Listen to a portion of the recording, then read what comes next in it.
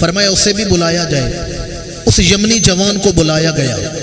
امام الانبیاء نے مدینے کے تحفے عطا کیے، جو تبرکات تھے وہ عطا کیے۔ فرمایا یہ لو، سب نے تحفے لیے ہیں، تم بھی لے لو۔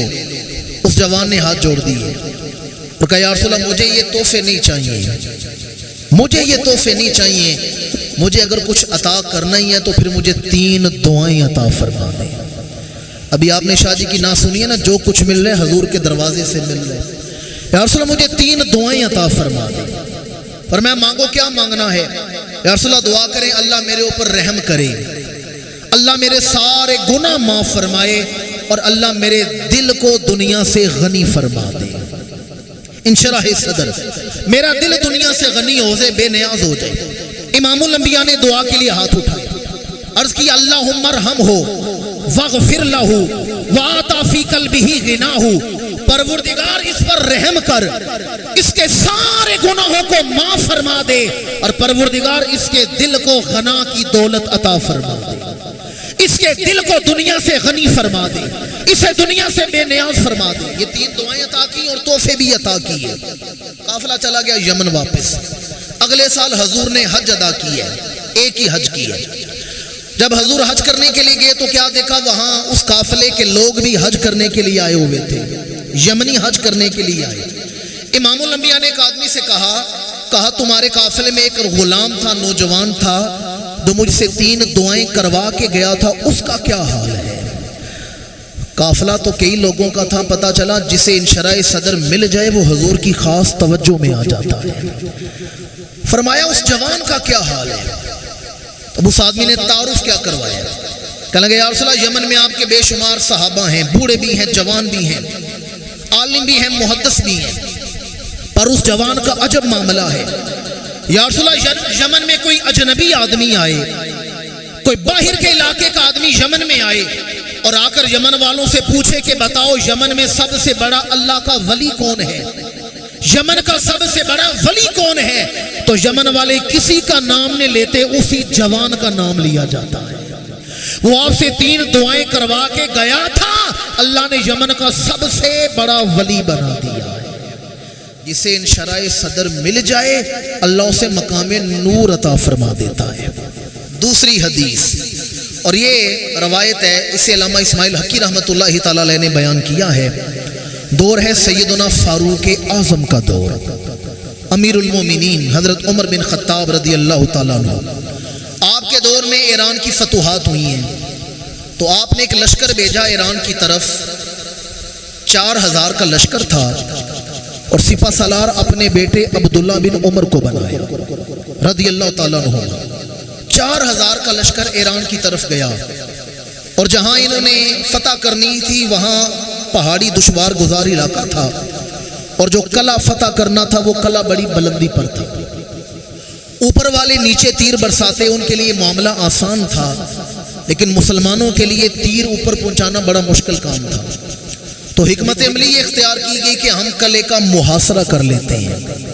یہ جنگ کی ایک حکمت عملی تھی، محاصرہ کر لو، رسد کاٹ دو، تاکہ جب ان کے ہاں خوراک ختم ہو جائے گی تو وہ مجبور ہو کر قلعے کا دروازہ کھول دیں گے۔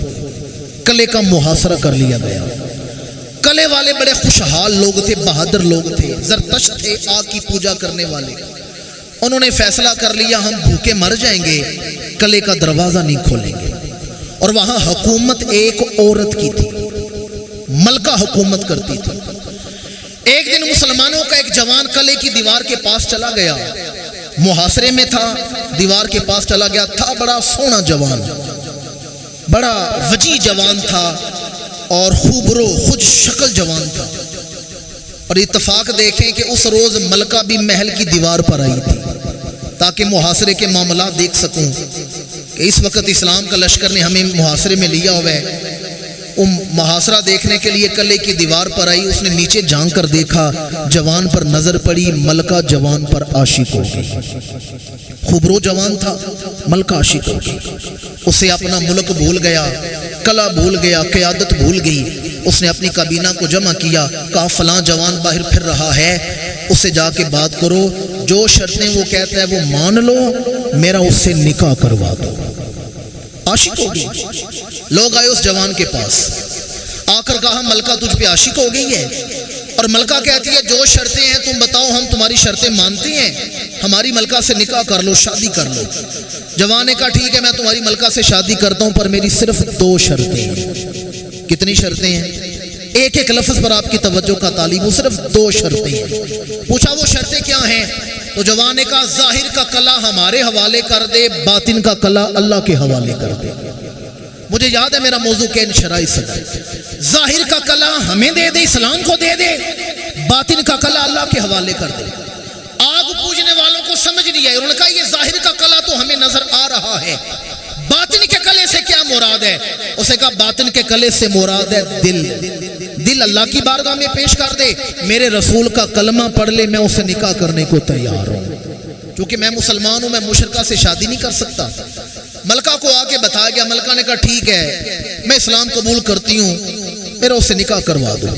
جوان کو کلے کے اندر لے جایا گیا، ملکہ نے کہا میں دونوں شرطیں مان لیتی ہوں، کلا بھی تمہارا ہو گیا، مجھے کلمہ پڑھاؤ۔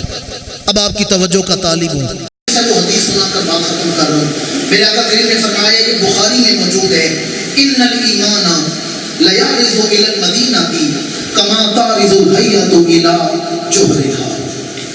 میں گزارش کروں گی اس حدیث کو آپ نے سننا ہے تو تقریر سمجھ کے نہیں سننا، تقریر سمجھ کے نہیں سننا، سبق میں یاد کر سکتے ہیں تو یاد کر لیں۔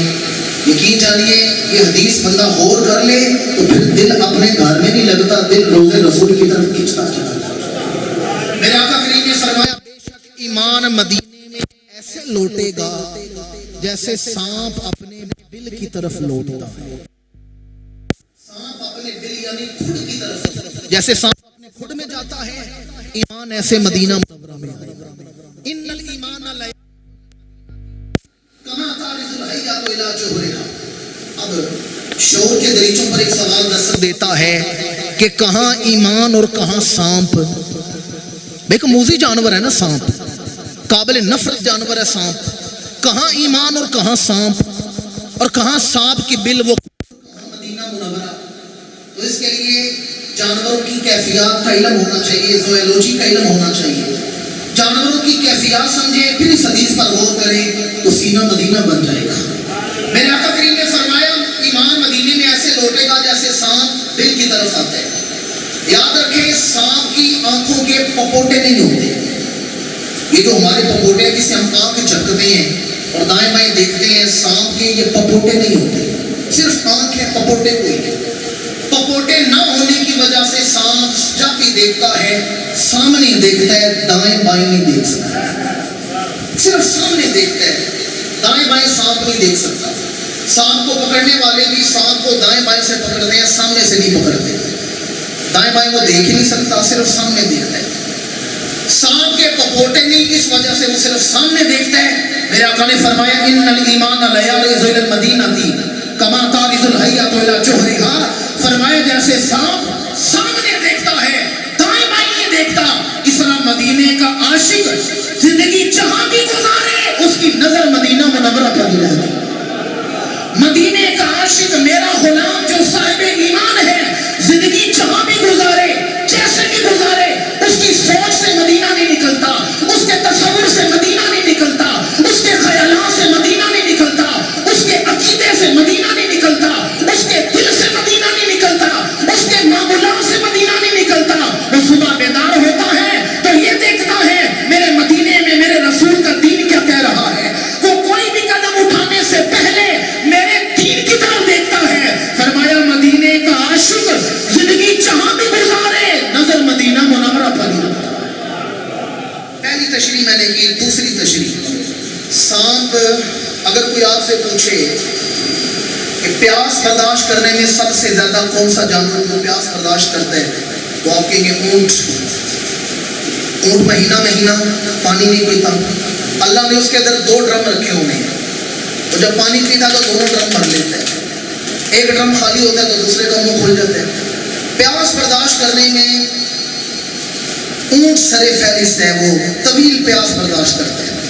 لیکن اگر آپ سے کوئی پوچھے کہ بھوکا رہنے میں سب سے بڑا جانور کون سا ہے جو بھوک بڑی برداشت کرتا ہے، تو وہ سانپ ہے۔ سانپ بھوکا رہتا ہے، اور سانپ کی جو تدھی موت ہے وہ کیا ہے؟ सांप की उम्र 1000 साल भी होती है, औसतन 1000 साल, 700 साल बाद लेके बाद का 1000 साल। ये जो जो उम्र में बड़ा होता जाता है कद में छोटा होता जाता है, तो ये शिकार नहीं कर सकता। अब ये मरता है तो भूख की वजह से मरता है। और पता है सांप की मरने की कैफियत क्या है? जब इस पर मौत आती है तो ये अपने जोड़े अपनी मादा को सामने बिठाता है और अपनी मादा को देखता देखता देखता मर जाता है। मादा सामने बिठाता है सबनी, उसे देखता देखता मर जाता है, बिला तशबीह बिला तफसील। इमामुल अंबिया ने फरमाया इन्नल ईमान ला यारिज़ु इलल मदीनती कमा तारिज़ुल हय्यतु इला जुहरिहा। जैसे सांप अपने जोड़े को देखता देखता मर जाता है, ईमान वाले की ख्वाहिश है मौत आए तो नजर रोज़े रसूल पर लगी, मेरी सांस निकले तो नजर हुजूर के रोजे पे लगी। 2-3 और तो जिहाद है, मैं जल्दी जल्दी बयान कर देता हूँ। तीसरी वजह, सांप अभी मैंने आपको बताया भूखा रहना दोबारा कर लेता है। सांप को कुछ सांप ऐसे हैं जिनकी नींद 6 महीने की होती है। कश्मीर में वो सांप पाया जाता है, 6 महीने जागता है, 6 महीने सोता है। 6 महीने सांप को पसीना नहीं आता, सर्दियों में से पसीना नहीं आता, तो चूंकि इसे पसीना नहीं आता तो इसका अपना जहर इसे अपने नशे में रखता है। सांप अपने नशे में रहता है, 6 महीने अपनी नशे में रहता है।